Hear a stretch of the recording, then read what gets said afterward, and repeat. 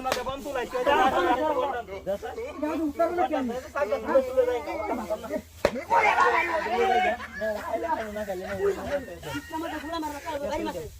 ওই ময়লা ছেলে বনে গাছ তো বাইরে আমি গাছ আমার বাইরে আমি কইছি বাইরে এটা বাইরে মাছ কেন কইতে না তুই যা বন্ধ আবার গাছ আর কি নিকলে নারিলা আমি নারিলা বন্ধ করে থাম কথা